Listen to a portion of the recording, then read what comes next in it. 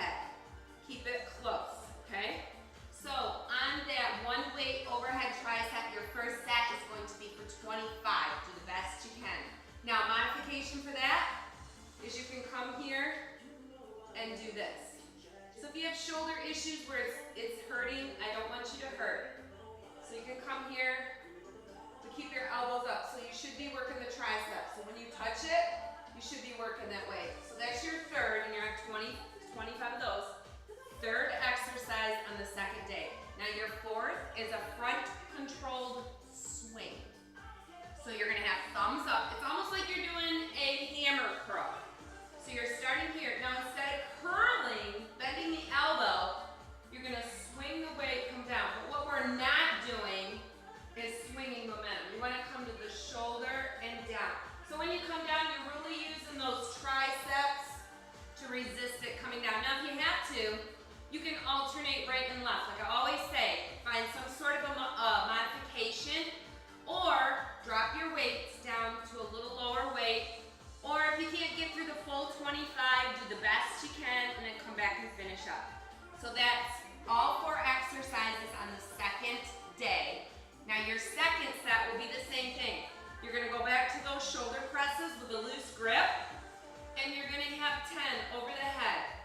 Keep breathing, do not hold your breath, and then you're gonna go back to those standing flies.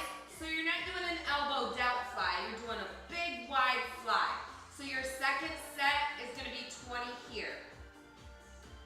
Now your third exercise again is that one weight tricep overhead. So you can either be here or here. So remember, you wanna keep it as far away as you can and keep your elbows locked. Your second set on that exercise is gonna be 20. Do the best you can. Then you're gonna go back to that front controlled swing, right here. Always keeping that tummy tight, chin up, don't look down. You gotta have good form. So that is your fourth exercise, second set on the second day. Day 3, you're gonna have weighted punches forward. All right, so what I want you to do, this form might be more challenging to others. So you're gonna have thumbs up. From here, you're gonna punch out. So try to think about using your back of your arm and your back to create that momentum.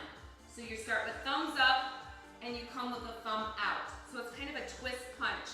Now what I say is try to visualize you have something or someone in front of you that you're gonna punch and pull back.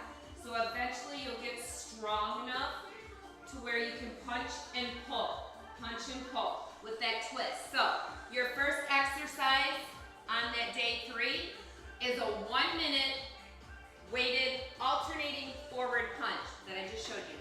Now cross jab just simply means across your body. Now I like to have a wide stance when I'm doing any kind of like punch type things because I'm always ready for somebody to come at me. So this way, I'm in a position where I have better balance and nobody can knock me over. But it doesn't matter. What I really want you to do is to think about engaging those abs. So your arms are gonna be here, thumbs up again. So you're gonna have to keep your feet loose on the ground because as you pivot punch like this, you wanna be able to pivot side to side without locking those knees because you don't wanna torque on the knees. So if you need to go a little slower, you're gonna punch right, punch left. So remember what I told you? You have kind of a target. You're gonna punch, pull, whether you're going slow or fast. I like to look in the direction in which I'm punching because it helps me be more powerful. So you really just wanna have control and think about using the muscle, okay? So that's your second exercise on day 3 are those cross jab punches, 1 minute. All right, you're gonna do a shoulder shrug. So what I want you to think of here is you're not gonna move those weights at all. The only thing that's gonna move those weights is you shrugging your shoulder. So your arms are going to hang down. You're gonna be nice and heavy. You're gonna squeeze your shoulders up to your ears, squeeze and release. But don't just let them flop down. Squeeze. So after a minute, you will feel this. This is gonna be in your traps, which is just below your neck. And a little bit in your triceps, because you're squeezing, okay? That's your third exercise. That again is 1 minute. So now you're gonna go back to your first exercise. We only have 3 exercises in day 3 because we have some add-ons. So you're gonna go back to those weighted punches again. Remember, I like to keep a little loose, wide stance here. And you're gonna punch right and left for that minute. Now remember, if you have to slow it down, make it powerful. Look at where you're punching and pulling. All right, so you have 1 minute there, 1 minute to those cross jabs for your second set through. Remember, you can go a little slower, and then back to those shoulder shrugs, squeeze. So if you need to drop down weight or add weight for each one, then do.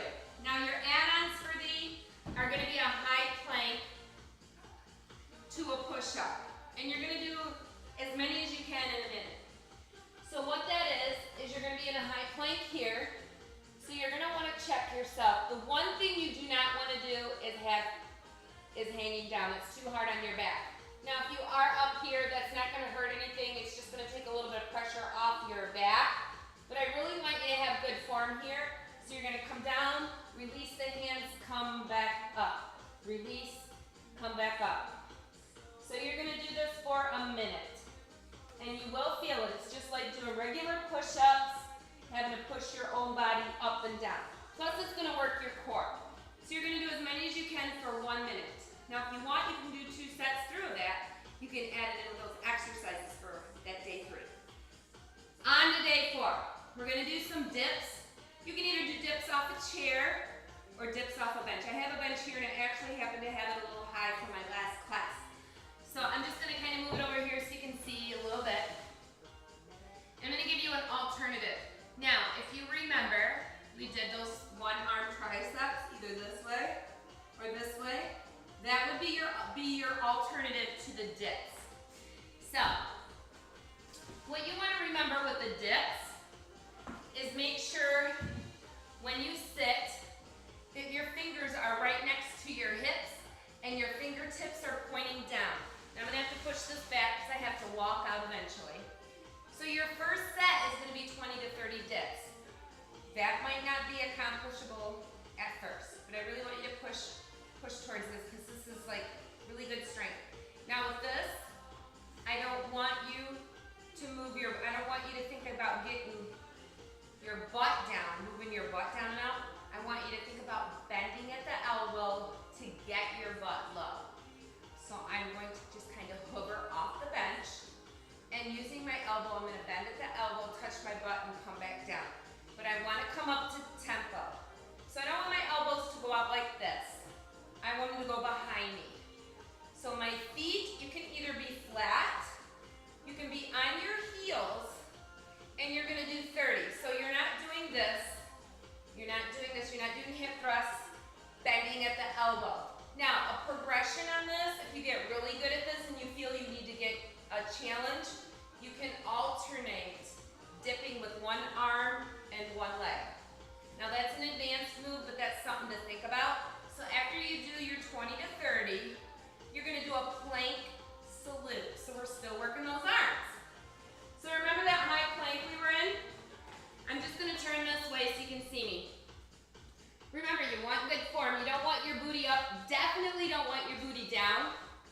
So just think about here. Your hands are underneath your shoulder. Your tummy is tight. You're gonna salute with the right, salute with the left. Now what I'm not doing, I'm not leaning. I'm staying forward. And I'm pulling my belly button into my back. Now once you get good at these, you can go a little faster. But you want to keep your palms flat under your shoulders, okay? And you always want to keep your belly button tight.